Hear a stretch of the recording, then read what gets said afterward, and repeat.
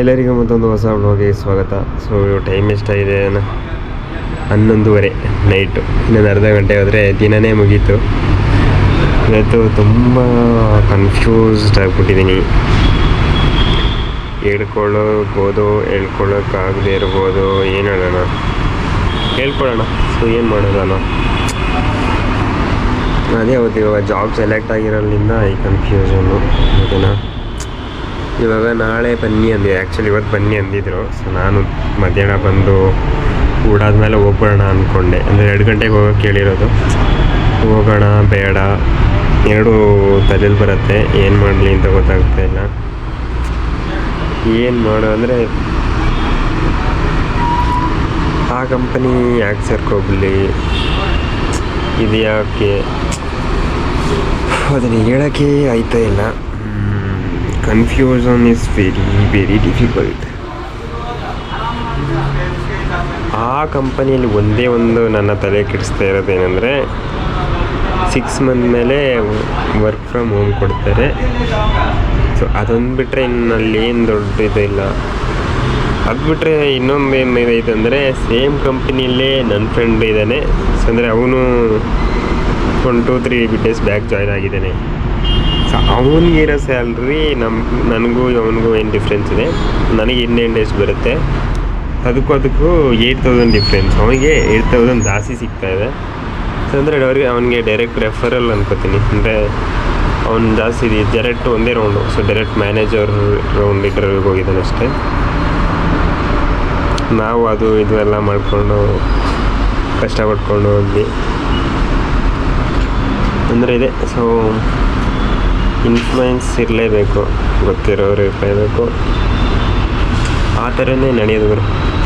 ಅಂದರೆ ಕಂಪನಿಲಿ ಇವಾಗ ಮ್ಯಾನೇಜರ್ ಆಗಿರ್ತಾನೋ ಇಲ್ಲ ಏನೋ ಒಂದು ಒಳ್ಳೆ ಪೊಸಿಷನಲ್ಲಿ ಇರ್ತಾನೆ. ಸೊ ಅವ್ರಿಗೆ ಚೆನ್ನಾಗಿ ಪೋಸ್ಟ್ ಏನು ಒಳ್ಳೆ ಪೋಸ್ಟ್ ಇರುತ್ತೆ. ಸ್ಟಾರ್ಟಿಂಗಲ್ಲಿ ಒಳ್ಳೆ ಸ್ಯಾಲ್ರಿ ಇರೋಂಥ ಪೋಸ್ಟು.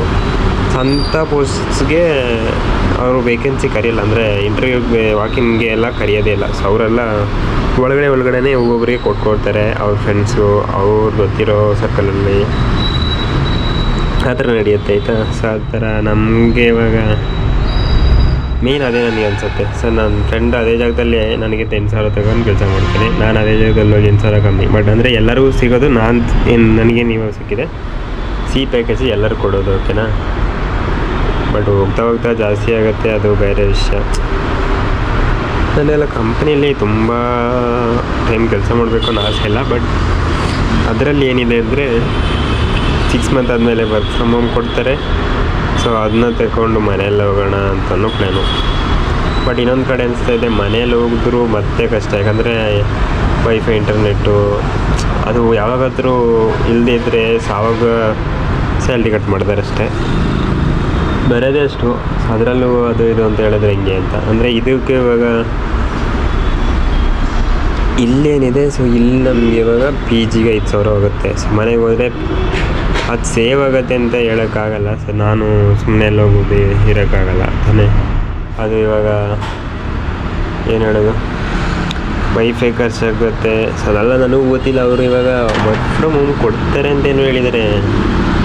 ಸೊ ಅದು 100% ಅಂತ ನನಗೂ ಗೊತ್ತಿಲ್ಲ. ಸೊ ಅದರಲ್ಲಿ ಇವಾಗ ಕೆಲಸ ಮಾಡ್ತಿರೋನು ನನಗೆ ಇವಾಗ ಯಾರು ಇವಾಗ ಸ್ವಲ್ಪ ಅಂದರೆ ನನಗೆ ರೆಫರ್ ಮಾಡಲಿಲ್ಲ. ಸೊ ಅಂದರೆ ಅವರು ಸ್ವಲ್ಪ ಹೆಂಗೆ ಬರುತ್ತೆ. ಸೊ ಅದೆಲ್ಲ ನನಗೆ ಅಸಿಸ್ಟ್ ಮಾಡಿದ್ರು.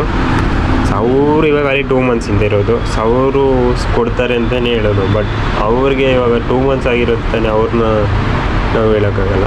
ಬಟ್ ಇವಾಗ ಸೀನಿಯರ್ಸು ಅಂಥವ್ರನ್ನೆಲ್ಲ ನೋಡಿದ್ರೆ ಗೊತ್ತಾಗ್ಬೋದೇನೋ 2 ಸಲ ಟೈಲ್ಗೆ. ಸೊ ಏನು ಮಾಡೋದು ಒಂದು ಗೊತ್ತಾಗ್ತಾಯಿಲ್ಲ. ಇನ್ನು ಇವಾಗ ನಾಳೆವರೆಗೂ ಟೈಮ್ ಇದೆ.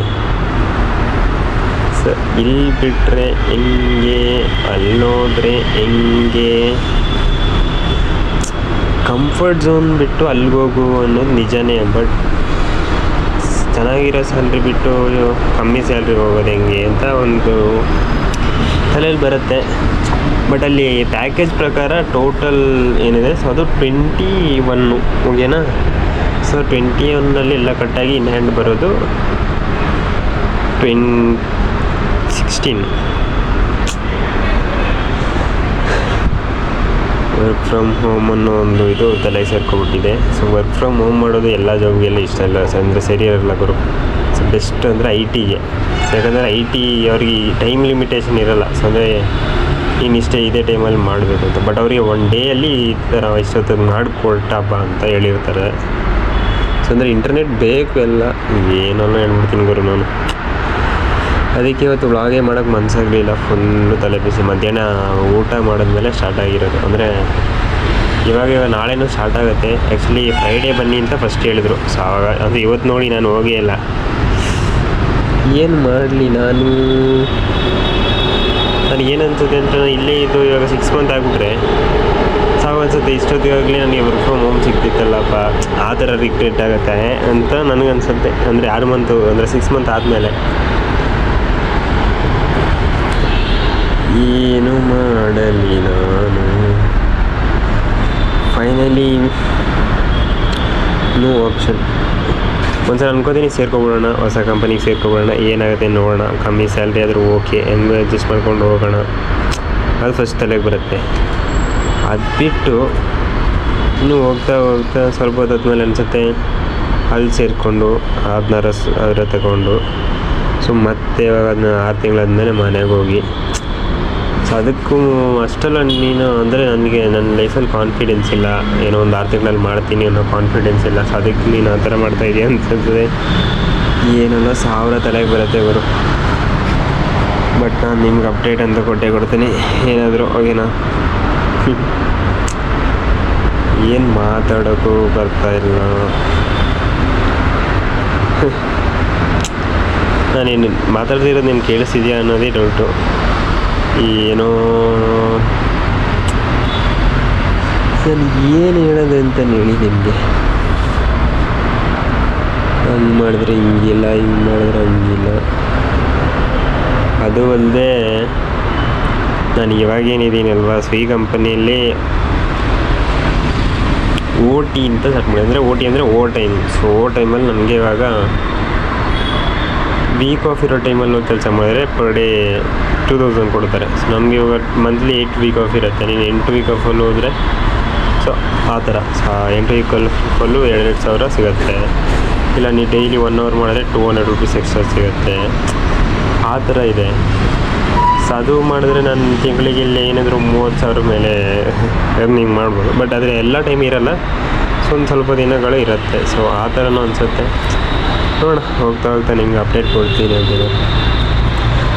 ಜಾಬ್ ಸಿಕ್ಕೋಕ್ಕೂ ಮುಂಚೆ ಆ್ಯಕ್ಚುಲಿ ನಾನು ಅಲ್ಲಿ ಇಂಟ್ರ್ಯೂ ಕೊಡ್ತಿದ್ನಲ್ಲ, ಸೊ ಆ ಟೈಮಲ್ಲಿ ನನಗೆ ಹಂಗೆ ಏನು ಅನಿಸ್ತಿತ್ತು ಅಂದರೆ ಸುಮ್ಮನೆ ಅಸೆಸ್ಮೆಂಟಲ್ಲೇ ಹೋಗ್ಬಿಡ್ಲಿ ಅನಿಸ್ತಿತ್ತು.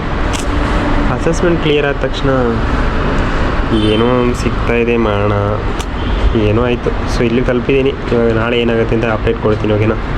ಸಿ ವ್ಲಾಗ್ನ ಇಲ್ಲಿಗೆ ಏನು ಮಾಡ್ತಿದ್ದೀನಿ, ನಾನು ಸಿಗ್ತೀನಿ ಮತ್ತೊಂದು ಹೊಸ ವ್ಲಾಗ್ನಲ್ಲಿ. ಎಲ್ಲರಿಗೂ ಟೇಕ್ ಕೇರ್, ಬಾಯ್.